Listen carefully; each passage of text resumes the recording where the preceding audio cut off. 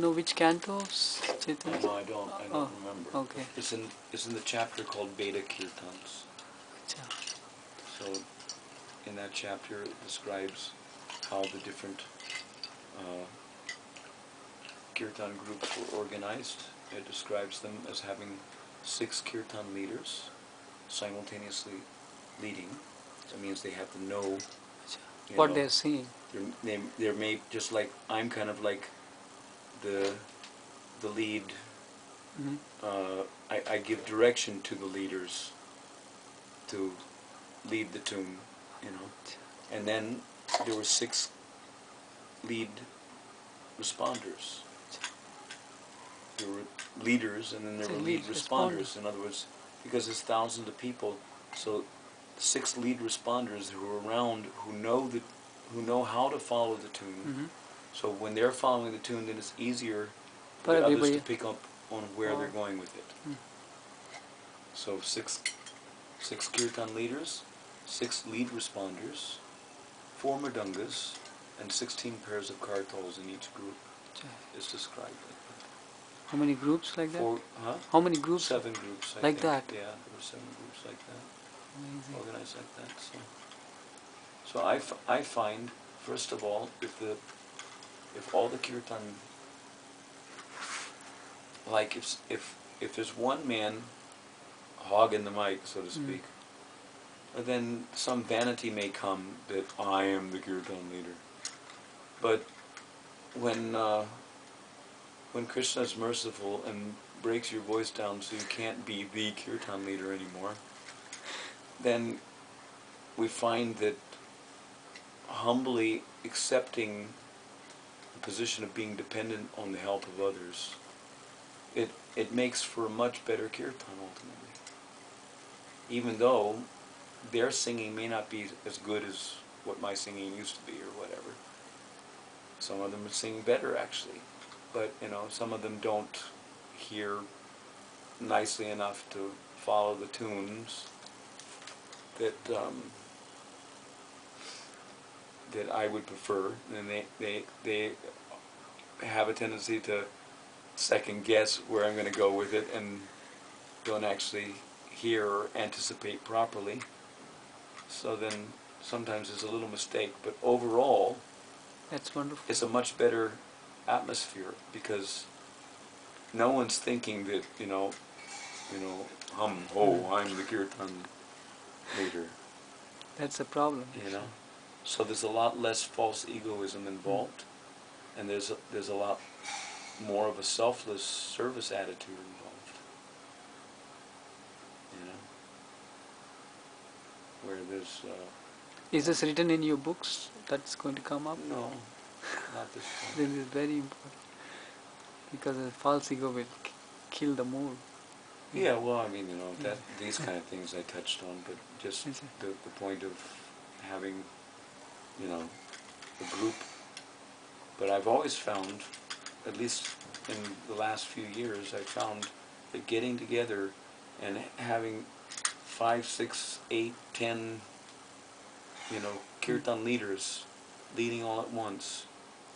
Tunes have to be simplified a little in order to accomplish that, but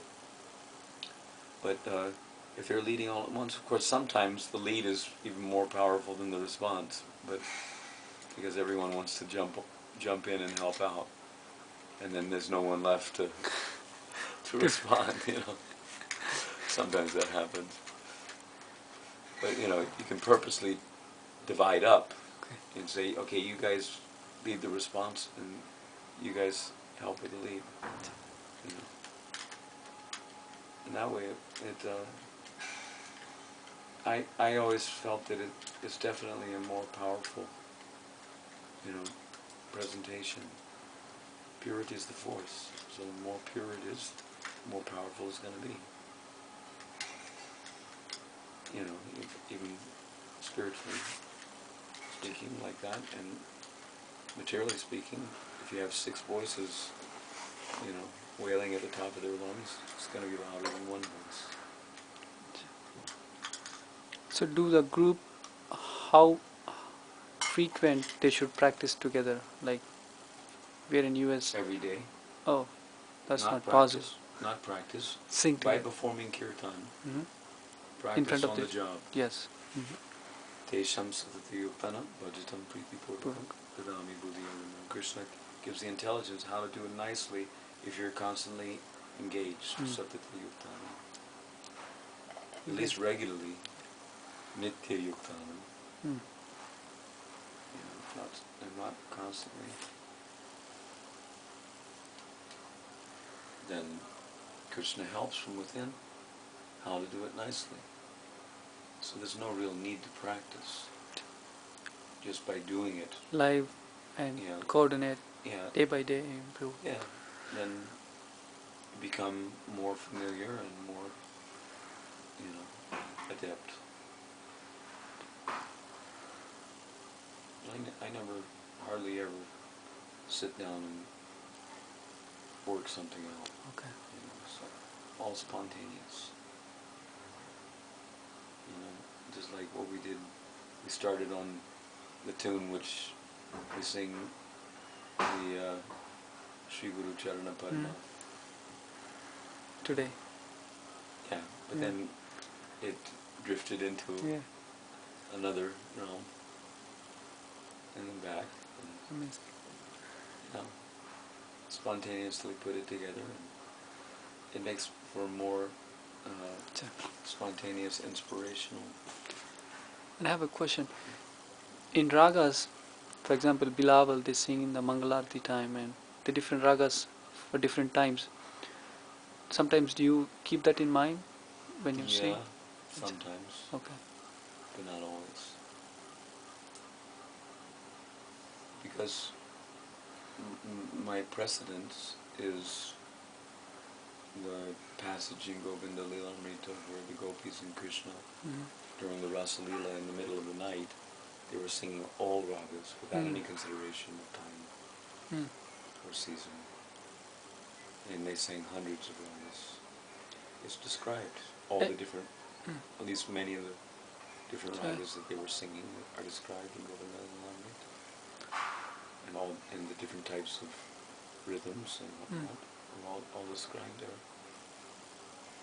And it even describes how their rhythmic programming was very complex. It wasn't simple stuff. Whatever complex, singing and